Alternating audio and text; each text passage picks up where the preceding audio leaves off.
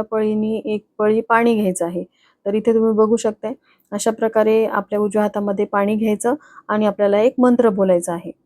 तो मंत्र तुम्हाला वरती स्क्रीनवरती दिसत आहे. अकाल मृत्यू हरणम सर्व व्याधी विनाशनम श्री स्वामी समर्थ पादोदकम तीर्थ जठरे धारयाम्यहम शिरसाट धारयाम्यहम.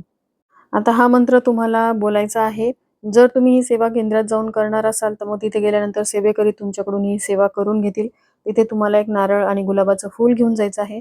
पण घरी जर तुम्ही ही सेवा करणार असाल तर तुम्हाला एक नारळ घ्यायचा आहे. त्यावरती लाल गुलाबाचं फूल ठेवायचं आहे आणि आपल्या देवाऱ्यासमोर बसूनच तुम्हाला महाराजांसमोर प्रार्थना करायची आहे. हे स्वामी महाराज, पुढची गुरुपौर्णिमा येईपर्यंत तुम्ही आम्हाला सेवेकरी बनवा. आमच्या मागच्या साऱ्या समस्या, संकट, दुःख निवारण करा आणि आमचा योगक्षेम तुम्ही चालवा. तुम्ही सर्व काही गुरु आहात. आई, वडील, बंधू, सखा हे सर्व तुम्हीच आहात.